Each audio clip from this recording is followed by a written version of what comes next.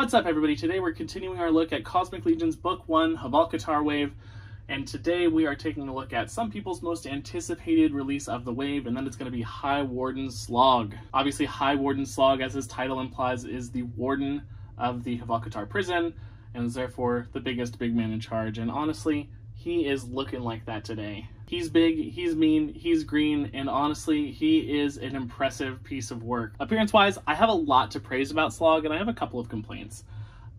Overall, the sculpt is so incredibly awesome. I do have his alternate head on right here, but let's just like get in real close here. 4K, get real intimate with Slogg.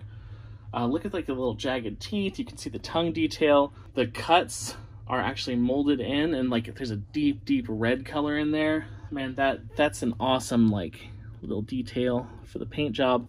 Just that dark red like cutting across that green. I really love how the green is done on his head. There's so many varieties of green, and it just really gives a lot of depth and a lot of texture to his head. I can't necessarily say the same about his body, and maybe this is like a lore thing. Maybe the reason that his head is a different color is because it is protected by this globe, whereas the rest of his body might be like rotting or interacting with the atmosphere in a way that is not great. But a similar green texture is on his body, and there's a lot of texture, a lot of coolness there, but it's just kind of like dry brushed with a lot of dark gray. And in my opinion, the dark gray doesn't really do the best at like highlighting the texture or even coming across as like a super pleasing and beautiful color like this green does. Like let's go back to this green. Oh, so good, so beautiful. Stone skin. Awesome sculpt continues throughout his body. Look at all these pipes and all these like little ventilation chambers all over his body. Cool, like little things that stick out. The buttons all painted nice, painted differently. Beautiful like little details, like some little text down here. Awesome paint job. The orange just really pops out amongst the green, and then some of the sculpting details are even just like really well hidden in there. Hidden by this like little girdle that he has. I also want to kind of point out the toes. I think that like the little rough little like troll nails are like really cool. Kind of the same for the fingers, but really just pops out on the toes, like all like the little grooves and stuff. Would have been really cool to see like maybe a little bit more of a wash in there, but the dry brushing does really help. So Slogg looks awesome. His painting is phenomenal. He's got so much detail on his body. Like take a look at the back here. He's got almost like this jet engine sort of like fan thing in the back. A lot of plugs. Not quite as detailed as the front, but like look at, if you could see, there's like a red in there. That's just awesome extra detail that they didn't need to add, but they did. Cool little buttons that are colored down here. And then see if we also have the Tusk logo on his shoulder, the TU5CC, so you can see like he is on the same side as the guards that we talked about in the previous review. Highwarden Slogg looks fantastic. He's got an awesome, very incredibly detailed sculpt. He's got awesome paint applications throughout his body. A little bit of dry brushing that I'm not a super fan of, but let's see if that greatness carries through to his articulation. In my opinion, Slogg is about as articulated as a big boy of this size could be. One thing that I do like to look at with bigger figures is cutting them like a little bit of slack on articulation if I can, just because I know that this is a sculpt that's not very forgiving as far as articulation. You're not going to be able to overcome these things sticking out of his chest if you want to have him like cross his arms or something. Like that's just not going to happen. So I do take into account that this is a big guy before I say like the articulation sucks or I can't get him to do anything. Oh, one other thing, I just want to mention that this bowl is like cloudy. Kind of implies that he's like breathing in there. It's pretty cool. So head swivels all the way around, and this is actually on like a hinge in here, so you can move it up and down, and you can tilt it left and you can tilt it right, and you can swivel it all around. Honestly, much more articulation than I thought that I would ever get out of this guy's head. So solid win there for 4 horsemen. Arms, they go up about a little less than 90 degrees. more than I expected as well, honestly. And there doesn't really seem to be any like risk of rubbing the paint. I was concerned about like the collar hitting this area right here, and it doesn't really seem to damage it in any way, so that's good. I have had some issues with paint rub on 4 Horsemen stuff in the past, so glad to see that. The arms can swivel all the way around, but they will have to move a little bit. You can't have them like close to the body the entire time, because there are parts that just jut out like that, and these that are going to hinder articulation. But pretty solid from the shoulders. The arms also have a about 90-degree bend, you can see right there. And then the hands, much like the rest of the figures in this wave, are single hinged. They do rotate around the axis, but they're just gonna go, I call this up and down. And then the same for the other arm. Legs, you can probably see as I'm like pushing him down that he's like doing the splits, and you can actually, he does quite a wide stance here. You can get him into a pretty wide stance. This is him kind of standing straight up, and this is as far as the legs come out. So pretty solid. Not a ton of swivel, maybe like 45 degrees for both legs. But again, pretty solid for a big guy.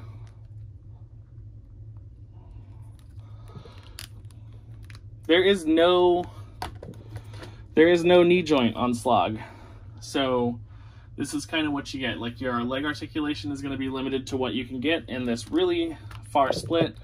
And then because his legs are kind of like crooked like a satyr, there's not really a lot of room in there for a knee joint, but the legs do rock a little bit, mostly forward, not a lot back.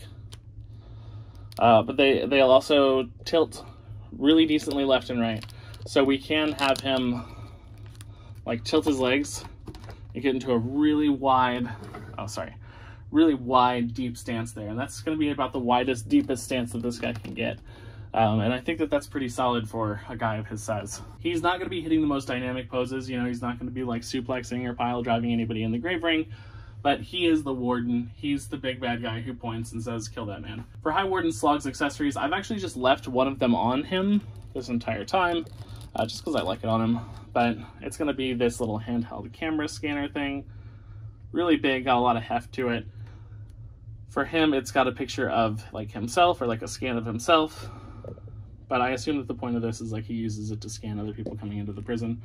Probably would have been cool if he had some like other stickers or some other like things that could slide in here that could maybe make it look like he's scanning somebody else, but that might be asking for a lot. This scanner does have a port on it, and that port is compatible with the other ports that like the weapons have. I don't know why you would want to do that, but I'm just saying it's there.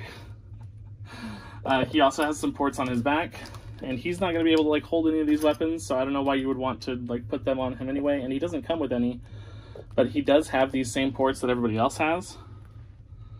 A couple back here, and really it's just for him, it's so that his scanner can plug in and it connects to his suit. So it's a pretty nice feature. For other accessories, Slogg does come with 2 gripping hands. We can see he's got 2 gripping and grabbing hands here. And then he also comes with 2 fists. The fists just slide off, and the other hands just slide out, and the fists replace them. I do wish that maybe we'd gotten like one other hand, maybe like a pointing finger, because he is the warden, you know, like a stop that guy sort of thing. But can't really complain. I do think he's a solid release. And then he comes with one other head, and that is going to be just kind of a generic like it's going to be just kind of a generic like frowning face. I think that this one's much more dynamic, but this one is also really cool, also really well sculpted, and I have no problems with it. It's just man, he's mad in this one, and that's awesome to me. But all you have to do is just get in there, pop that guy off, put the new one on, boom. Now Highwarden is not angry, he's just kind of grumpy. For a size comparison, we'll go ahead and we'll start with the other Mythic Legions that we have already reviewed. And so, Hvalkatar, the Gravering version.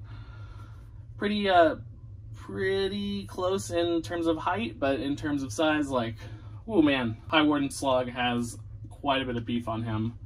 Then we're going to take a look at Kragnar, our champion of the ring, and Kragnar towers over him in both size, in both height, and almost in width as well. I mean, when you look at the forearms. Here is a Tusk security officer, and here is a Tusk engineer, finally a Tusk security officer. They're all pretty close to size and like to Hvalkatar in size. And so that's to say they're a little bit shorter than Slogg, but much, much smaller.